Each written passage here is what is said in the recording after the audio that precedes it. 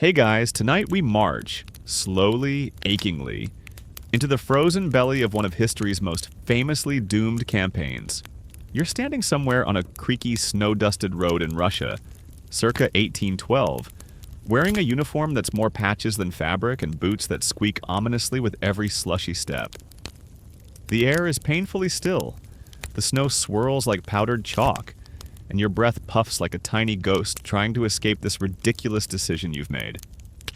Welcome to Napoleon's Grande Armée, where survival means creativity, and dinner might just involve something you've been walking on. So, before you get comfortable, take a moment to like the video and subscribe, but only if you genuinely enjoy what I do here. And while you're at it, drop your location and local time in the comments. Always cool to see who's falling asleep to old French military soup lore from across the world. Now dim the lights, maybe turn on a fan for that soft background hum, and let's ease into tonight's journey together. You're here because a very ambitious little man in a bicorn hat wanted to teach Russia a lesson. The lesson turned out to be, don't mess with winter. As you trudge alongside thousands of comrades, each as sleep-deprived and soup-deprived as you are, there's a faint rhythm in the march. Crunch, squish, sigh, repeat. You're already cold and hungry. Not Instagram hungry, real 19th century, I might actually chew on this candle stub. Hungry. And the kicker? It's only the beginning. Historians still argue whether Napoleon really believed he could resupply the army as it advanced, or if he just hoped for the best. Either way, here you are, dreaming of Parisian cafes while your actual menu consists of half a raw potato and whatever's not frozen. The march begins optimistically. Soldiers sing, jokes are exchanged. We'll be in Moscow by Christmas, someone says. You nod. Not because you believe it, but because your face is too cold to disagree. Then you hear it. The first mention of onion soup. You're not even sure it's real, like a rumor or a hallucination your stomach invented. But it is real. Somewhere up ahead, a group of soldiers has made camp, and one of them has managed to chop up some onions. Onions! And boil them into something hot and vaguely edible. You begin to hope. Maybe the onion soup is a turning point. Maybe morale will climb. Maybe your left boot won't give you frostbite. That hope lasts until you step into a pothole full of half-frozen slush and realize your sock is now wetter than your dreams. Still, hope lingers. You eventually reach a rest point, a smudge of smoky tents in the white wilderness. You kneel beside a steaming pot of onion soup and take a breath. It smells... okay? Not quite homey, but better than horse sweat and regret. You take a spoonful. It's warm, slightly sweet.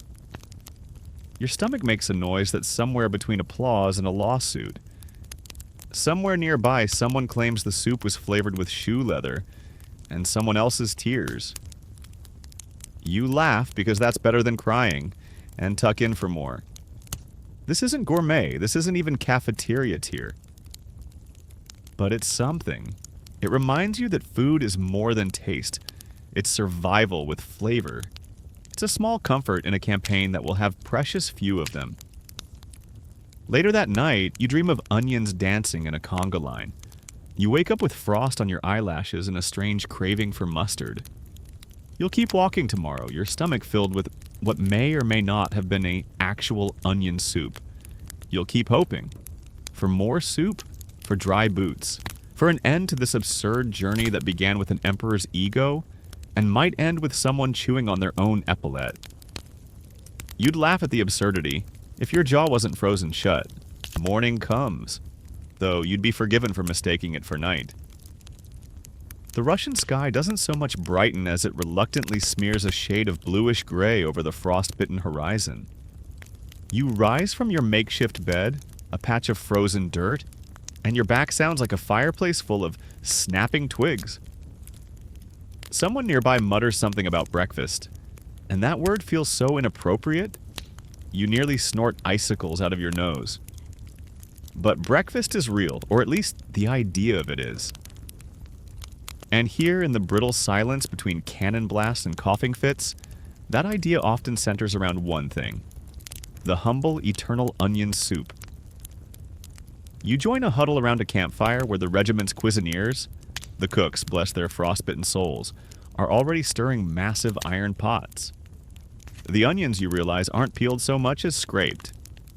There's no garlic, no wine, no flour for thickening. This is onion soup's rugged cousin, raised on discipline and disappointment.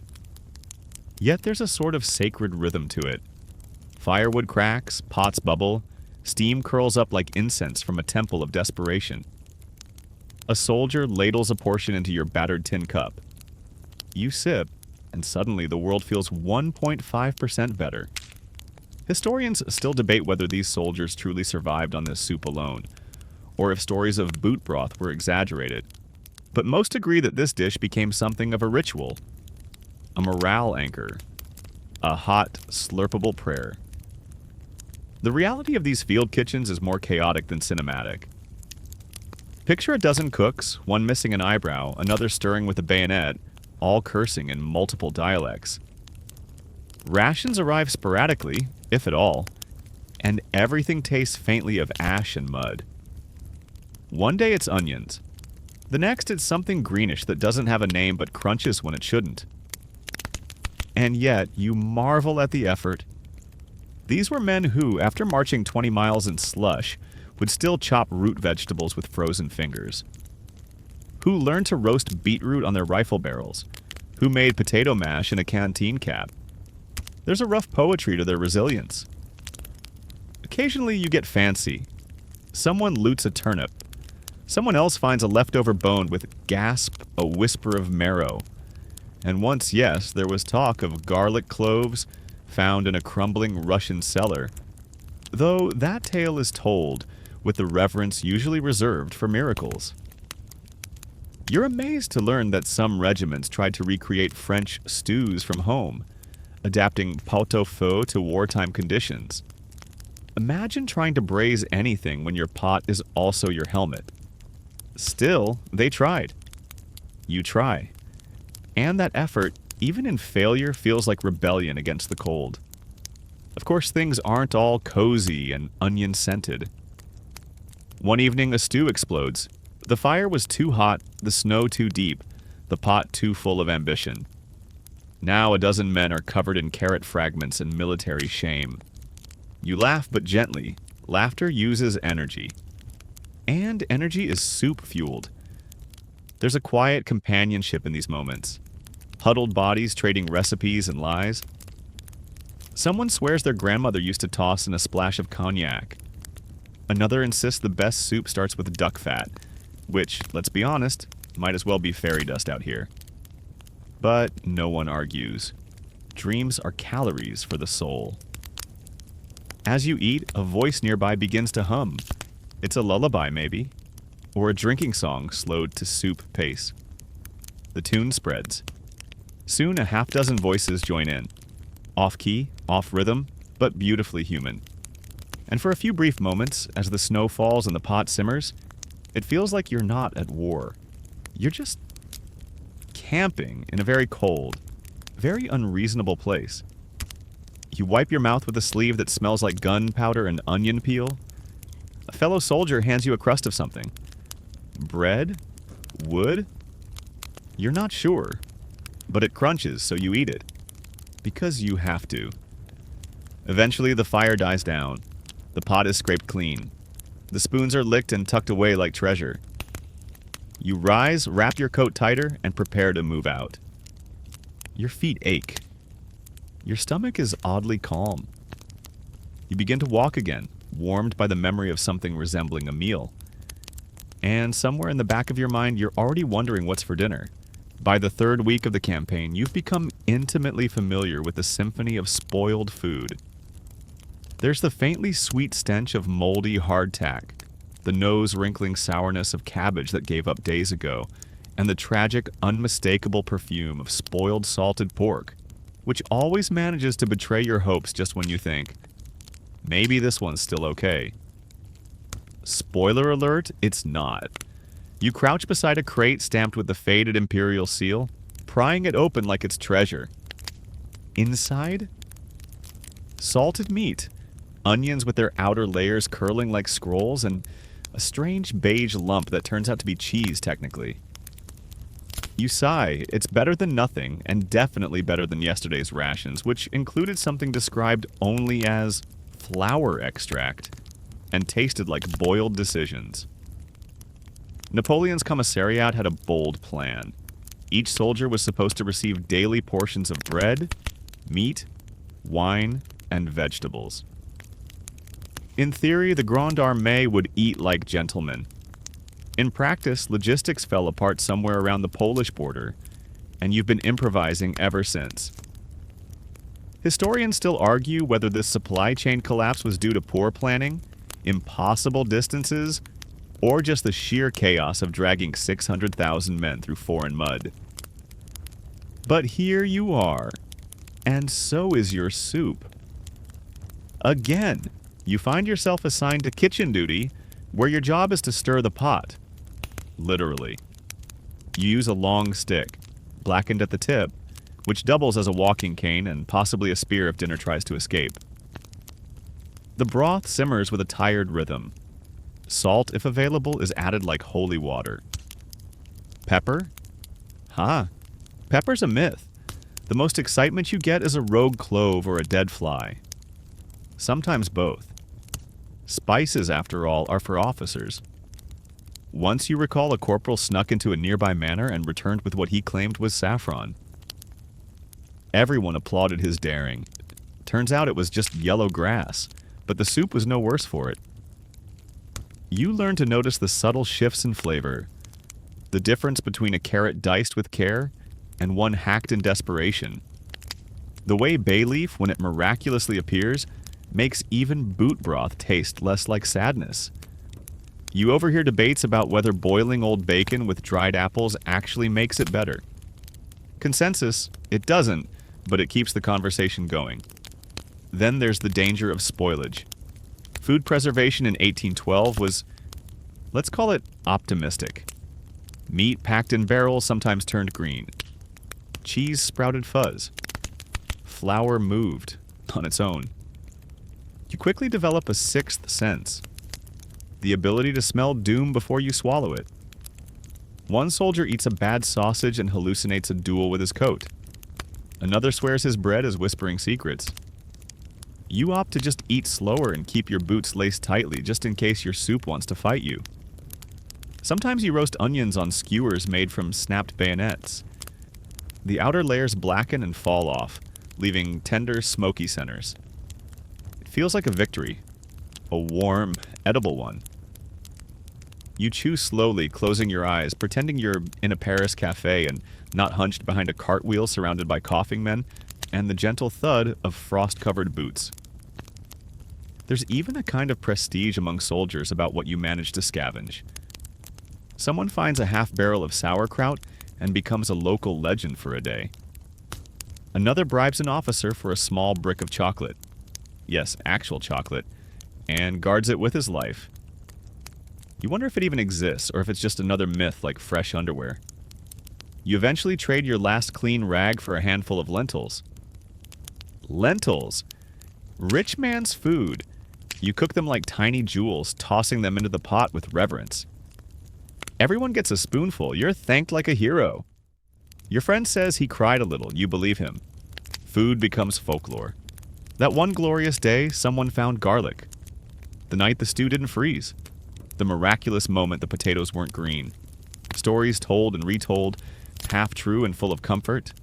And every time you sip something hot, no matter how thin or weird or barely soup adjacent it is, you feel just a little more human, a little warmer, a little more able to march again. The day you boil your boot, you do it quietly. No grand announcement, no drum roll. Just a solemn nod to necessity. It's not even your worst idea of the week. The boot in question has been with you since Saxony. Once a proud piece of leatherwork, now it's a muddy, cracked, half-frozen relic of ambition. You start by removing the metal eyelets. Those don't digest well, and cut it into strips. The leather is stiff as roof tile. It smells like wet horses and hopelessness. You drop the first strip into a pot already bubbling with water and, if you're lucky, a sliver of onion. Maybe even a carrot top. You stir. It doesn't stir back. That's a good sign. The boot stew simmers for hours. You sit nearby, hugging your knees, nose buried in your scarf, eyes darting between the horizon and the pot like it's going to sprout bread. A few comrades pass by, give you a look. No one laughs. They've all been there, or will be. Historians still argue whether boot eating was common or more symbolic, an exaggeration told later to emphasize hardship. But soldier memoirs do mention it. The trick apparently is to soak the leather long enough to make it chewable and pray that the dye wasn't toxic. You tell yourself that's why your gums are tingly, not because you're becoming a leather vampire. Someone nearby gnaws on a belt. Another peels bark off a birch tree and eats it like a candy cane. A third is roasting pages of a journal because he heard ink has calories. You wonder if you should start a recipe book. Napoleon's 99 Meals of Regret. Still, there's a ritual comfort in the boiling process. You skim foam. You taste cautiously. You chew very slowly. Your jaw aches like you're arguing with history itself. But the warmth? Oh, the warmth. It radiates down your throat like a hug from a sleep-deprived angel. And leather has protein. That's the logic. Or the hope. Or both. You trade a heel chunk for a spoonful of someone else's meat broth, which tastes suspiciously like rock and regret. You nod appreciatively. No one questions the flavors anymore. Just the temperature and how long they might last. And let's be honest, it's not the first time food and footwear have mingled.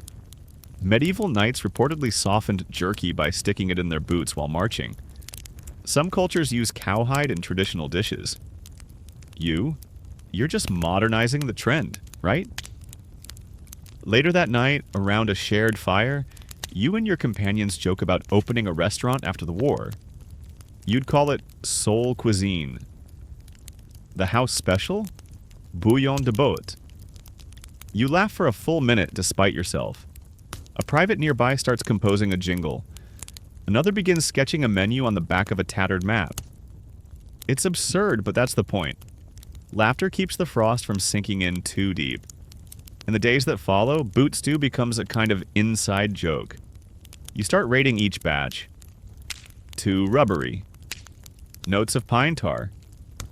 Pairs well with imaginary wine. Someone tries adding snow to thin the broth. Another claims soaking the leather in vinegar helps. You all agree vinegar would help a lot of things, including morale. One morning, you wake to find your left boot missing. Panic sets in. Then you see it, floating serenely in a neighbor's pot like a sad leather lily pad. He looks up sheepishly. Trade you for half a candle? You nod. It's fair. You begin crafting bootless foot wraps out of scarf scraps. Marching becomes trickier. But hey, at least you're well fed. Sort of. By now you've stopped thinking about meals in terms of hunger. It's about heat, about texture, about having something to do that doesn't involve reloading a musket or watching your breath freeze in midair. Food is routine. Routine is survival. And somehow, despite the madness, the snow, the gnawing cold, and your slowly dissolving footwear, you keep going. Because you've made soup out of boots. What else can history throw at you? History, if soup was the soul of the Grande Armée, then brandy was its heartbeat. Hot, sharp, and slightly irrational. You wake one morning to the distant clink of bottles. Not cannon fire, not coughing, glass. That particular music only one thing can mean. Someone found alcohol. You sit up so fast your spine protests. But no matter. The rumors are true. Brandy's in camp. Napoleon's army had a curious relationship with spirits. In theory, rations included a daily measure of wine or brandy. Liquid courage, they called it, though sometimes it was more like liquid chaos. In practice, the further east you marched, the less consistent the supply became. Historians still debate whether alcohol stores were intentionally stretched by officers or simply raided into extinction by accidentally enthusiastic troops. Either way, today you're in luck. Someone managed to bribe, barter, or outright beg a few bottles of brandy from a supply cart. Or maybe a Russian village. Or a man named Jacques, who is always suspiciously resourceful. No one asks questions. The bottles make their way down the line like sacred relics. You get your ration, a splash in a tin mug that previously held soup, shoe water, or both. You sip. It burns. It's beautiful. It's about 4% brandy and 96% hope. The mood lifts instantly. A soldier nearby begins to hum a tavern tune from Marseille. Another slurs a poem about his grandmother's goat. Everyone's suddenly warmer, even if it's just psychological. You realize how much morale has been tied to the idea of flavor. Brandy doesn't nourish the body, but it makes your problems feel like they belong to someone else for a little while. Like Napoleon, maybe. You find yourself staring at the fire, cheeks glowing, heart humming. The man beside you takes another sip and declares onions to be a delicacy once again. You nod. Drunk logic makes everything gourmet. Still, not everyone's thrilled. A lieutenant paces by, muttering about discipline and consequences. No one listens, not tonight. The rules are as frozen as your toes. Brandy is also medicinal, according to just about every soldier you ask. A sore throat? Brandy. Blisters? Brandy. Homesickness? Triple brandy. One sergeant swears it kept him from freezing overnight. Another claims it killed the worms in his soup. Possibly both are true. There's a long-standing belief that Napoleon himself favored brandy in moderation. Sharp enough to rouse, smooth enough to steady. Though whether he shared with the troops is unclear. Some accounts say he did. Others say he kept the good stuff for marshals and let the men make do with what locals jokingly called plank cleaner. Eventually, the bottles run dry. There's a half-hearted attempt to strain brandy-soaked rags for leftovers. One soldier drinks from a leather pouch so old it might be half-boot.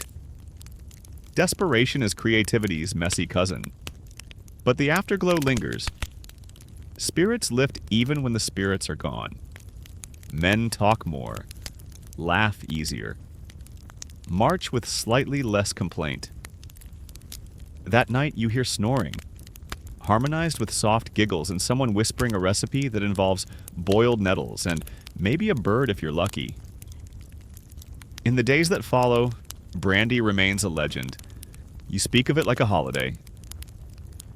"Remember the night we had brandy?"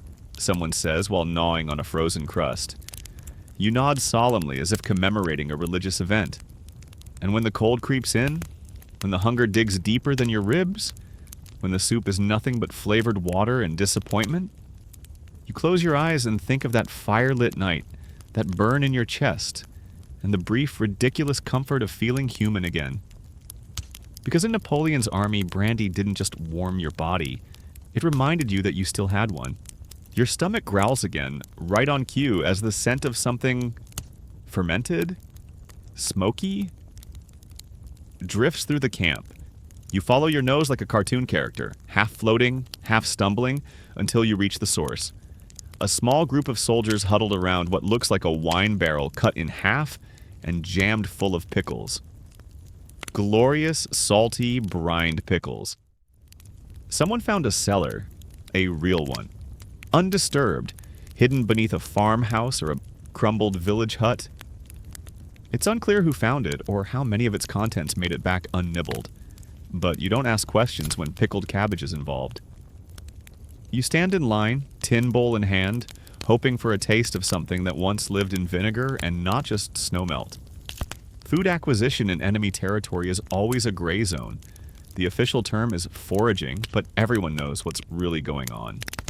You raid, you loot, you liberate barrels of apples, sacks of grain, the occasional terrified chicken. Historians still debate the scale of looting Napoleon allowed, and whether he turned a blind eye as morale dipped lower than the temperature. But the truth is, When your boots are half-eaten and your soup has started to taste like betrayal, you'll do what you must. Today's bounty is remarkable. In addition to pickles, there's some cheese, soft, speckled with something moldy but somehow edible. A few unlucky potatoes with impressive roots, and, shockingly, a small bottle of oil. Actual oil. For cooking, not lamp fuel. You and the boys crowd around your makeshift mess area and start assembling something that might be a proper meal.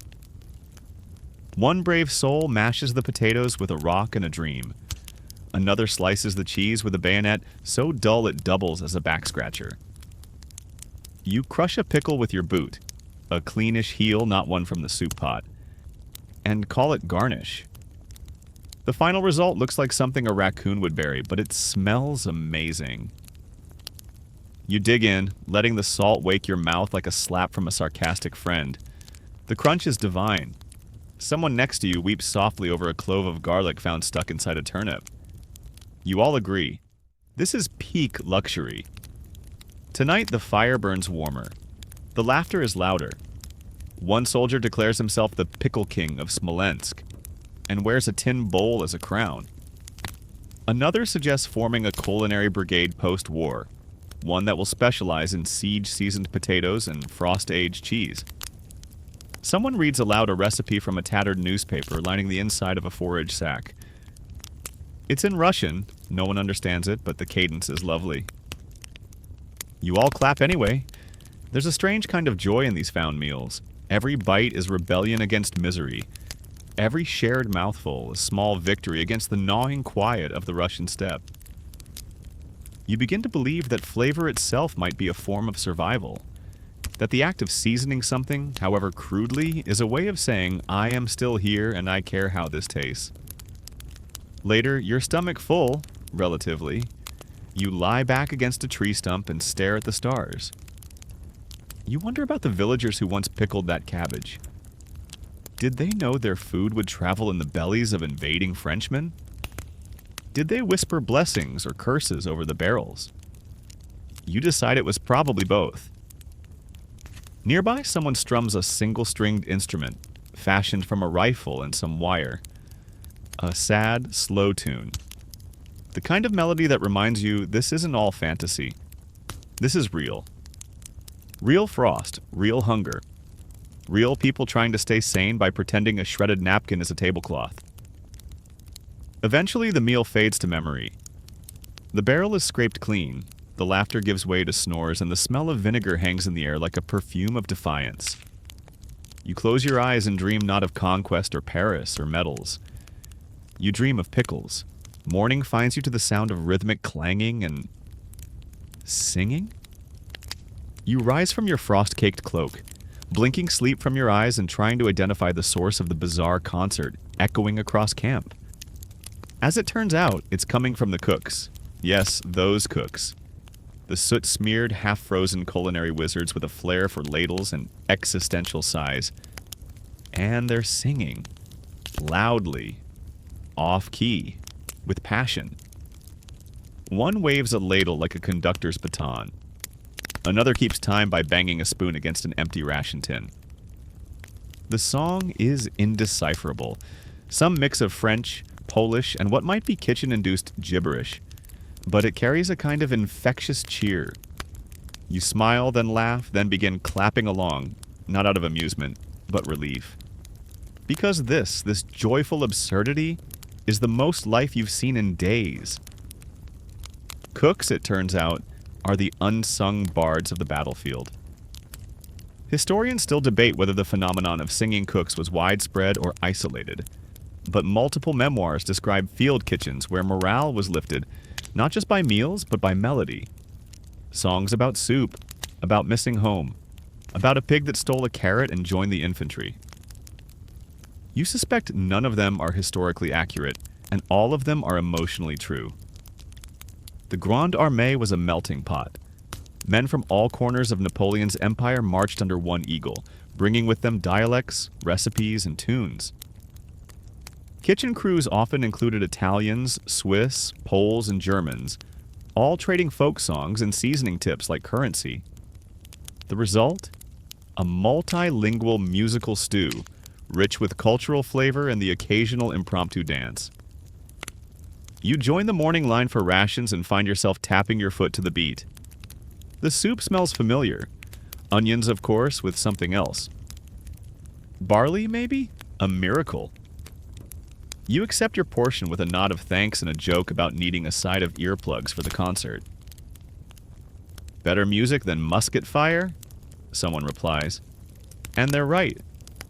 You notice that the music does more than entertain. It organizes, punctuates, gives rhythm to tasks that have long since lost novelty. Chop to the beat. Stir with flair. Dish out portions and tempo. It turns drudgery into choreography. Later, the head cook, everyone calls him chef, launches into what can only be described as a theatrical reenactment of Napoleon's supposed favorite meal.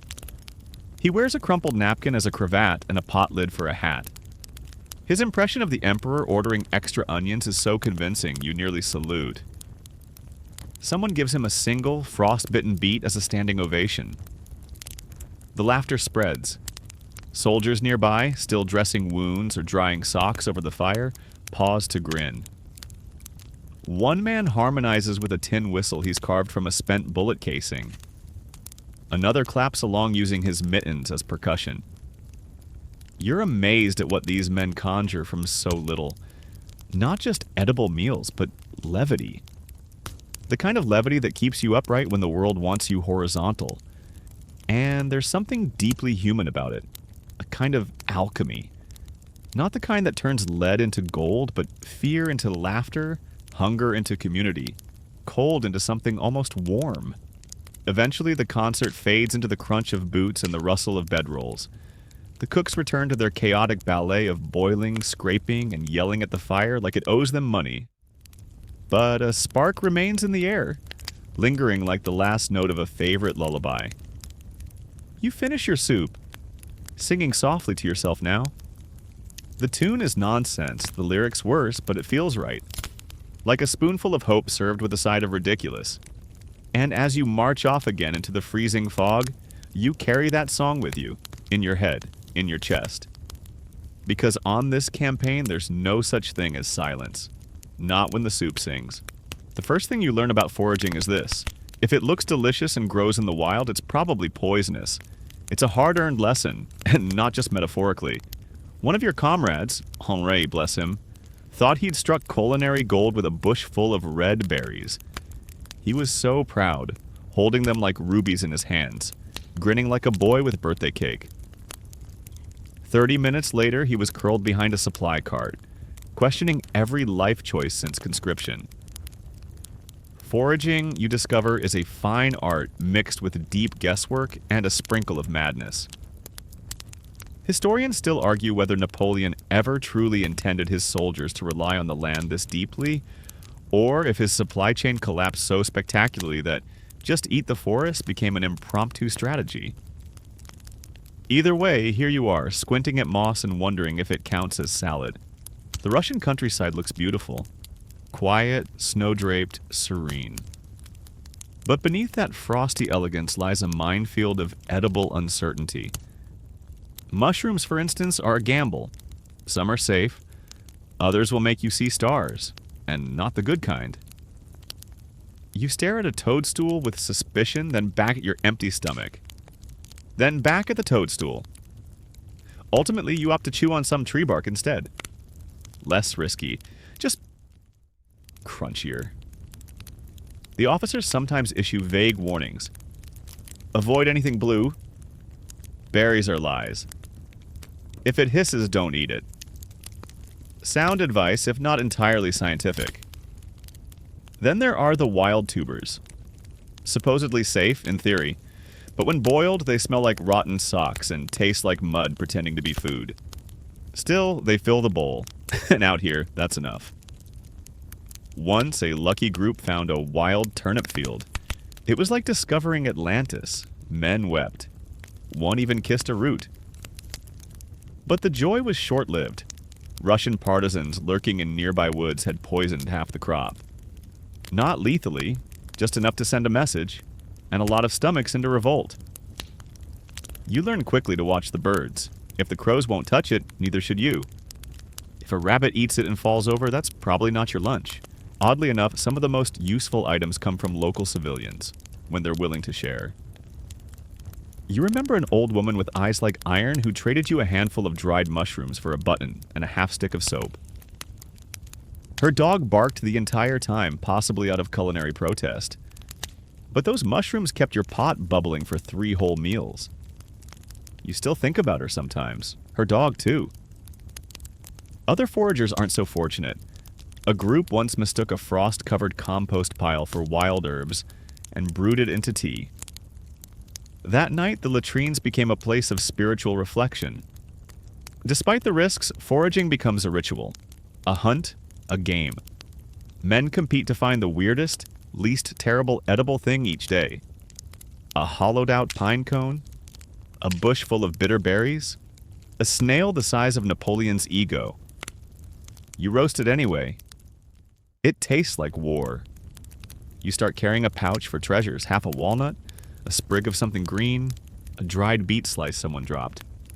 Like a child hoarding marbles, only these are marbles you'd kill for, or at least trade your second sock. One snowy afternoon, you stumble upon a patch of wild sorrel. Tangy, crisp, unmistakable. You grin like you found gold. Back at camp, you toss it into a pot of thin onion broth, and for a few precious moments, it's flavorful.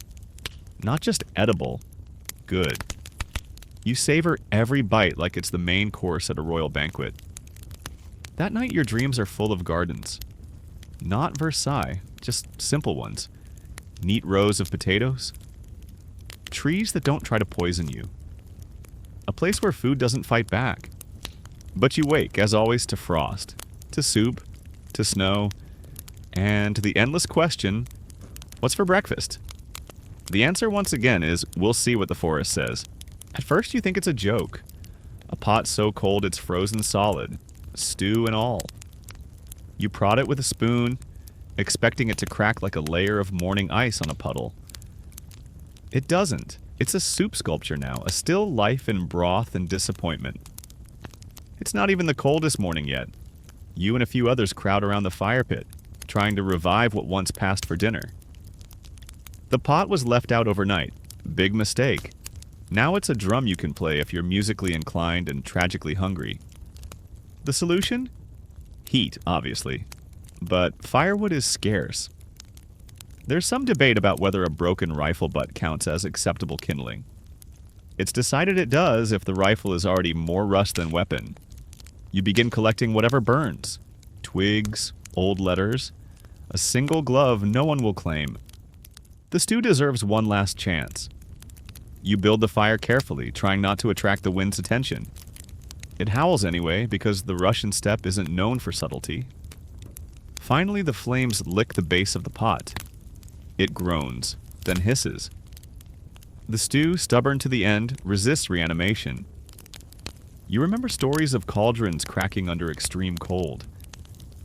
The iron metal, overused and stressed, splits like a brittle loaf of old bread. Historians still argue whether these incidents were exaggerated or just inevitable. Either way, your pot begins to creak, audibly. Not a good sound. Someone suggests chiseling out the frozen soup and eating it like savory ice cream. Another jokes about soup popsicles. You all laugh. A little too hard. Eventually, the heat works its way up and the stew loosens, grudgingly. You stir it like a necromancer raising the dead. Bits of onion, mystery meat, and what you swear is a pebble swirl together in a sad, steaming whirlpool. It's ready, kind of. You scoop yourself a portion. It's warm, technically. Still clumpy, but no longer an edible glacier. You chew slowly, aware that your jaw is now a vital piece of survival equipment. One bite too enthusiastic, and you'll sprain a molar. Across the fire, a soldier taps his spoon against his tin mug like a ceremonial toast. 2 hot meals, he says. Everyone raises their bowls. Someone mutters, "Don't jinx it." This frozen stew incident becomes legend in your little circle. A cautionary tale, a punchline, a reminder of how close survival skates along the edge of absurdity.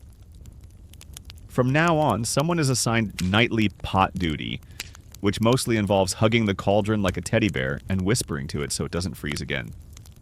You learn other tricks too. Wrapping the pot in cloth, hanging it near your sleeping roll. Even, on one bizarre night, burying it under warm bodies to keep the soup from entering cryogenic stasis. That night, it came out body-warmed and slightly fuzzy.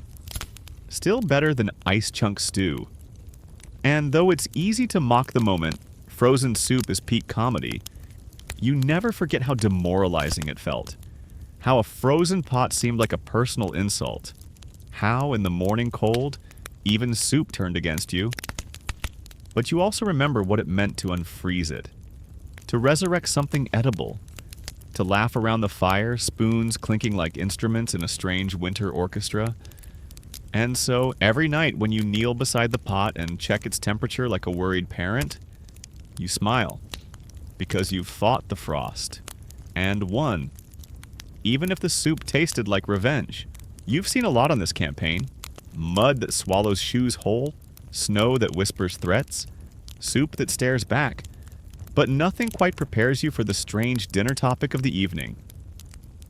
Digestion. Yes, digestion. Right there, around the fire, bowls in hand, a half-dozen grown men in military uniform are discussing the noble, mysterious journey from spoon to stomach like it's a battlefield strategy. Chew slow, one mutters, rubbing his belly. Let it trick the gut into thinking it's real food. Add bark, says another. Adds fiber. Keeps things moving. A third, voice grim, simply whispers, beans are betrayal. You nod solemnly, because he's not wrong. Historians still debate how much gastrointestinal distress affected the operational effectiveness of Napoleon's army. Some say it was minor, a discomfort to be endured. Others claim entire marches were slowed by bad stew and poorly judged mushroom decisions. All you know is that when the camp doctor recommends roasted onion for settling the humors, you eat it and hope for the best.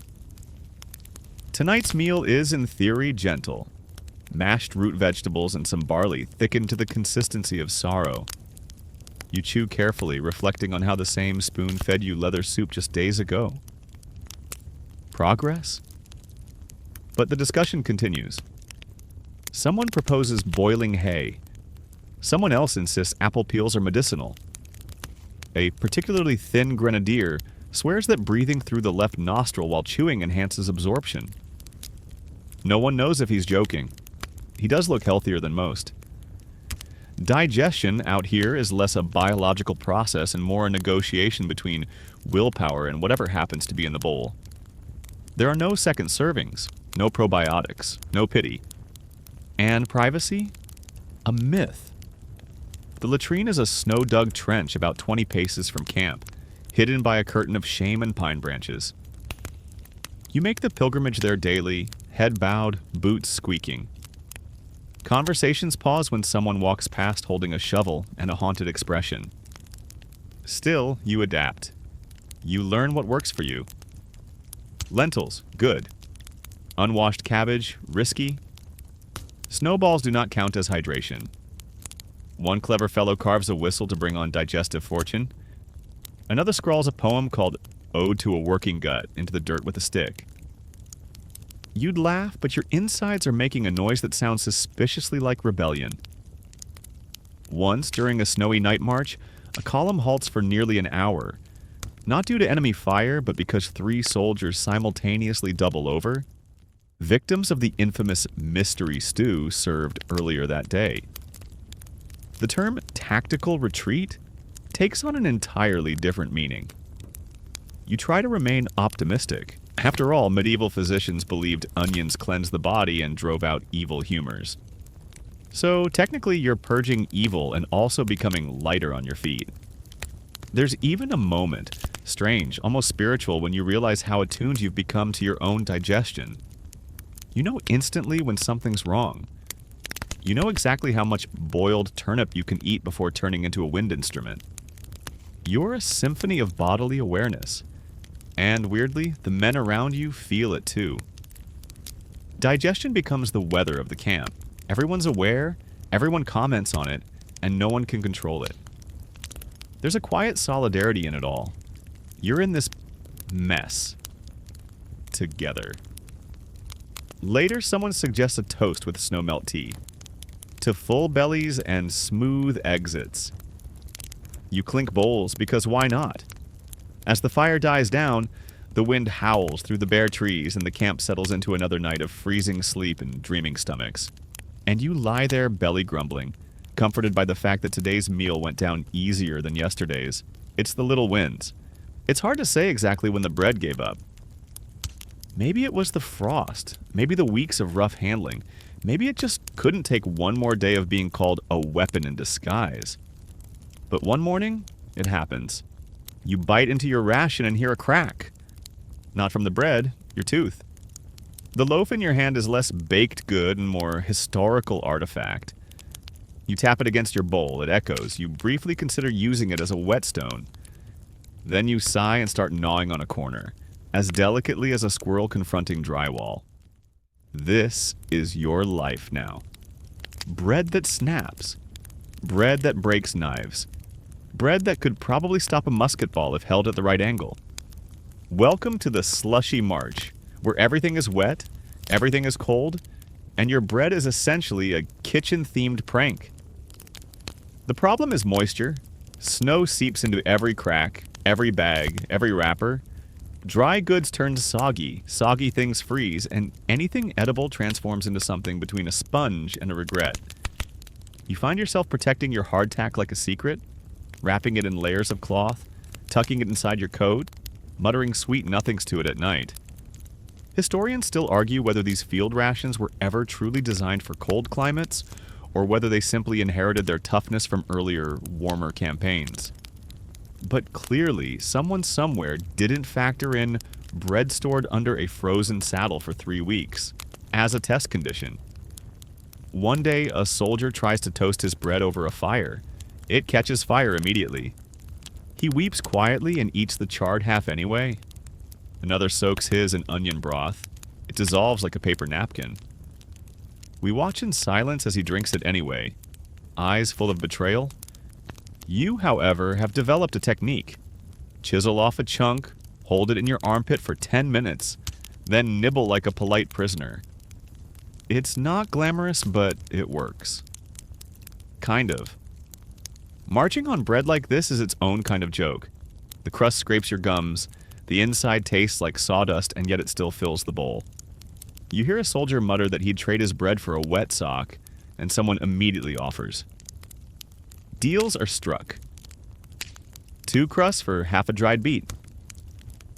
A full loaf for anything soft. Eventually, you realize that what you're really craving isn't just food, it's texture, something tender. Something that doesn't crunch like betrayal, so you get creative. One soldier steams his bread using the heat from his own body and a hot rock wrapped in cloth. Another buries his in coals for 5 seconds, giving it a smoky crispness that, surprisingly, doesn't kill him. You even hear of a genius who mixed his bread with melted snow, molded it into dough again, and tried rebaking it over a fire. The result? A blackened lump with the consistency of a hockey puck, but points for innovation. Soggy bread becomes an ongoing battle. You start drying slices near the fire like socks. You ration your last real crust like it's gold. You dream of a bakery, real ovens, warm loaves, soft insides. In your dream, you hug a baguette like it's a long-lost relative. And every time you crunch through another bite, teeth braced like a soldier in a storm, you remind yourself, this is temporary. This is survival. This is bread that fought in a war and won. Because out here, bread isn't just food, it's proof you're still chewing. Your head hurts, your boots are squishy again, and someone just wrapped an entire onion around their ankle. It's another day in the Grande Armée. You're sitting by the fire trying to figure out whether what you're eating is soup, tea, or thin glue, when a soldier limps over and asks totally straight-faced, "Do you have any spare onion? I think mine slipped off during the march." You blink. You think he's joking. He is not. Welcome to the world of military medicine, circa 1812, where onions aren't just for stew, they're for everything. Historians still debate the extent to which Napoleon's field medics relied on folk remedies versus what we'd now call emergent science.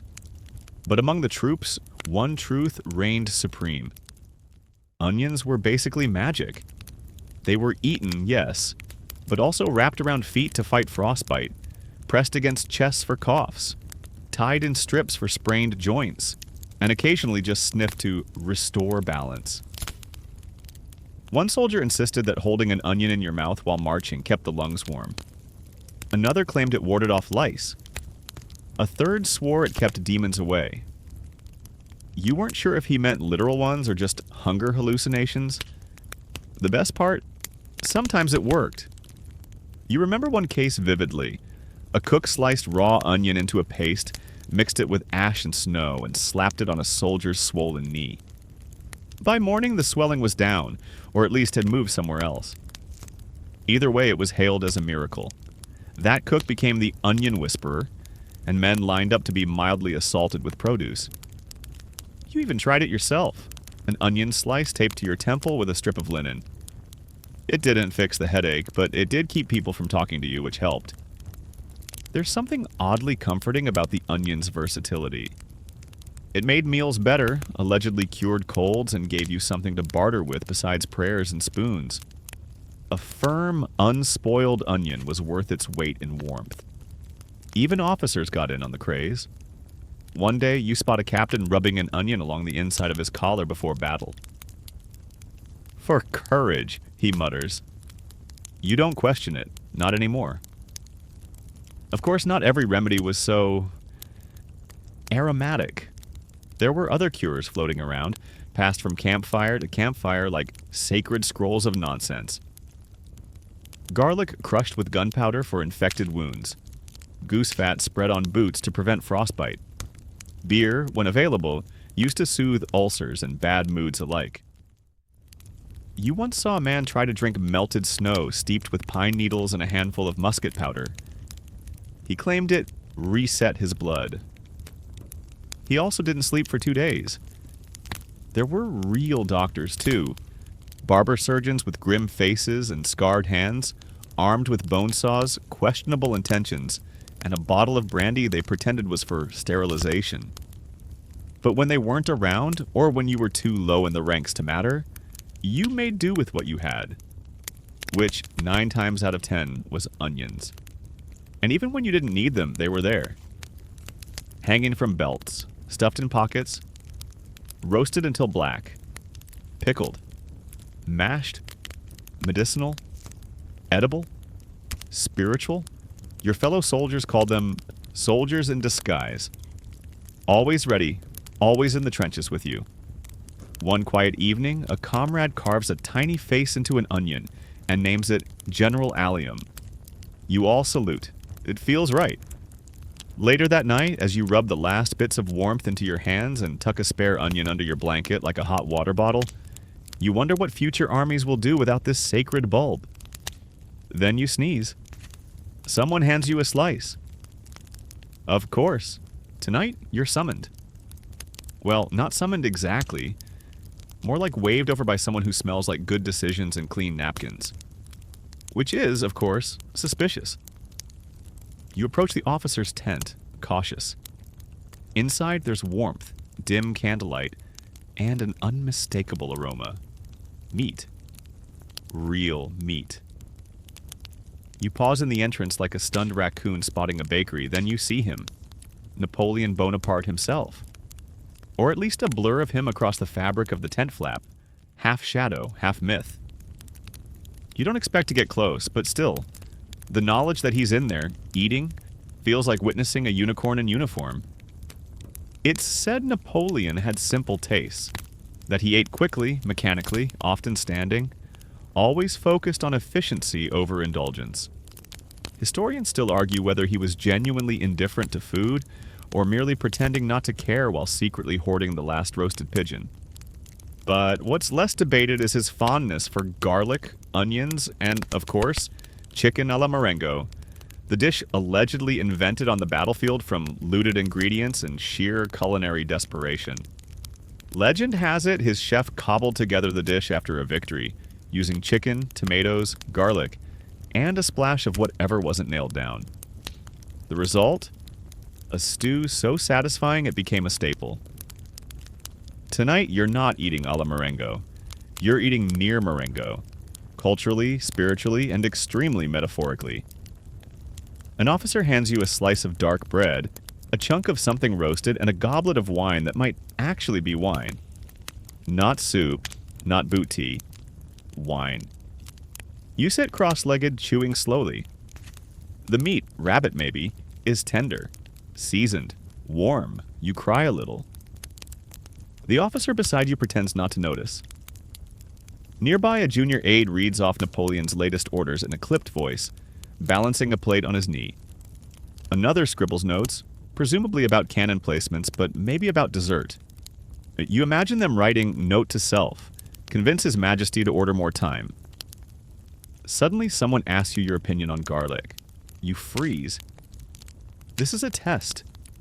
You clear your throat and say, diplomatically, only a fool sends an army without it. They nod approvingly. You pass.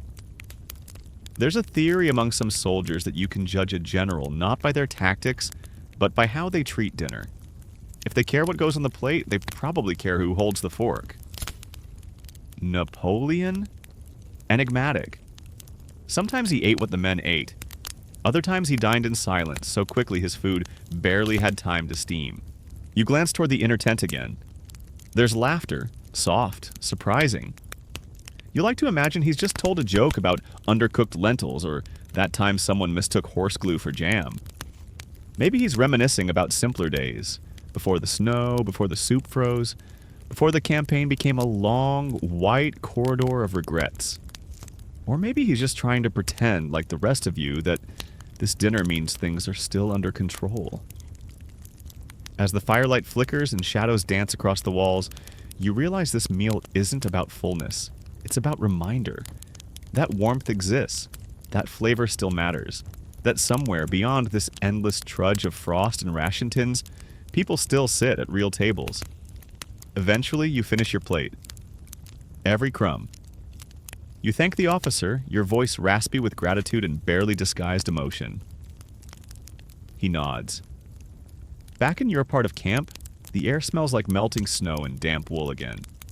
You crawl into your blanket, thinking of garlic, of the way the meat had a texture, of how, for one fleeting moment, you weren't a soldier on the edge of history. You were just a person eating dinner. And somewhere beyond the flickering tents, the Emperor dines too. Maybe not lavishly, maybe not long, but enough. Enough to remind himself that victory starts with a full belly, and maybe a clove of garlic. You smell them before you see them. Socks. Wet, woolen, possibly weaponized. Left too close to the communal stew fire again, creating a fusion of aromas so vile that even the smoke seems to curl away in protest. You cover your nose, shuffle your bowl farther downwind, and mutter, "The soup was innocent." This is the scent of retreat. It's been days since the order came. The campaign has turned. Napoleon's ambitions frozen mid-step by a country too vast, too cold, and too determined to make dinner miserable. Now, the Grande Armée moves in reverse, and with each mile, the smell grows more memorable. You begin to understand that an army on the retreat smells not of gunpowder and glory, but of onion broth, damp wool, and the kind of boots that have both been eaten and worn at the same time.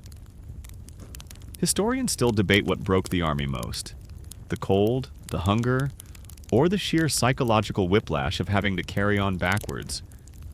But among the ranks, the consensus is clear: it's the smell. You joke about it, of course, follow the trail of soup spills and sock steam. But the truth seeps deeper. Everything smells like desperation. Your pack reeks of pickled cabbage. Your gloves carry the scent of half a dozen meals and 3 different types of root vegetable. You're pretty sure your coat once absorbed an entire barrel of brandy fumes. At this point, you and your soup pot are indistinguishable by scent. The retreat changes your relationship with food again. No longer just a matter of taste or ritual, it becomes identity. Who has bread? Who still carries seasoning? Who salvaged a bent spoon and stirs it like it means something? One morning you find a man huddled near a half-burned wagon, boiling what looks like snow, succulent, and maybe a beet stem. He nods solemnly. You sit beside him. He offers you a sip. You don't ask questions because out here there's a code. If it's hot and doesn't scream, it's food. The camaraderie grows thicker than the soup. Men start naming their pots, their bowls, even their onions. You meet a fellow who's kept the same onion since Vilnius. It's shriveled, but still smells like purpose. He talks to it like an old friend. You don't judge. Everything smells. Everything soaks. Your socks never dry. Your hat doubles as a colander when it rains. A man tries to distill broth into a flask. It leaks, of course. Now he smells like meat forever. And yet you press on, because the human nose is weirdly forgiving. After a few weeks, you stop noticing. The line between soup and soldier blurs. You're one with the broth now. Your DNA includes onion vapor. Every now and then, you pass a village and catch a whiff of real cooking. Meat roasting, bread baking, a spice you forgot had a name. It stops you in your tracks. For a moment, you forget the march, the war, even the socks. You just inhale deep and slow. Then it's gone, but not forgotten. As you trudge through melting slush, soup-splashed coats swinging with each step, you realize that scent is the strongest memory. You will remember this, all of this, not in words, but in smells. The stew, the smoke, the socks, the sour frost on cabbage leaves, the whisper of garlic that one miraculous evening. You'll carry them forever. And when you're old sitting by a hearth somewhere, someone will hand you a bowl of thin soup and you'll sniff and smile. Because you'll know. The fire crackles softly as you kneel beside it one final time. You don't say it out loud, but you know this is goodbye. Not to the war, not yet, but to this specific patch of snow, to this half-dug fire pit, to the soot-stained pot that's been your co-chef and therapist. You run your hand along its rim, feel the pockmarks of heat and history. The bottom still smells faintly of onions. Of course it does. All around the camp is in motion. Quiet motion. The kind that doesn't need shouting. Blankets rolled, spoons packed, boots retied. It's a strange kind of reverence. No speeches, no salutes. Just soldiers parting with the spaces that kept them warm, fed, and vaguely sane. You tip the pot gently, letting the last drops of broth steam into the cold air. No one speaks. There's a ceremony to it, like emptying a chalice at the end of a ritual. Somewhere behind you, a fellow soldier buries a spoon like a relic. Another tucks a tiny satchel of dried herbs into his coat lining. One man ties his onion to his belt loop, still talking to it in soft whispers. "We made it, Jacques," he says. Jacques is the onion. You smile. Historians may never write about this part. The farewells to fire pits. The silent nods to shared bowls. The way your hands feel after scrubbing soot from a pot that once held a miracle. Or at least a potato with personality. They'll talk of marches and battles, emperors and treaties. But not this. Not the moment you quietly thank a cooking pit for its service. You scrape the snow over the embers. It hisses. One last sound, one last whisper of heat. As you rise, you feel the weight of all the meals you ate here. Of all the laughter shared over mystery stew. The debates about turnip skins. The songs sung in onion-scented harmony. You remember the night someone added brandy to the broth and called it a victory reduction. The time your bread fell in the pot and came out better. The night you nearly cried over a sprig of parsley. You step back. No one says, "Let's go." You just go. The soup pot stays behind. Too heavy to carry now. Too full of ghosts to abandon thoughtlessly. You leave it resting on a mound of snow like a monument. It glints faintly in the morning light, proud and stained and utterly perfect. The march resumes. The snow crunches. Your belly is not full, but it's not empty either. You carry warmth now, not in your hands, but in your memories. in the rhythm of stirring, in the sound of spoons tapping tin bowls, in the softness of steam on a frozen cheeks. You glance back once. The pot watches you leave, and for the first time in weeks, your footsteps feel lighter. The snow quiets behind you. Your breath moves in slow puffs now, rising gently like candle smoke in a still room. Around you, the world blurs into pale silence. The trees are soft shadows. The sky a faded page. There's no more marching, no more broth to stir. Just this steady rhythm of breath and memory.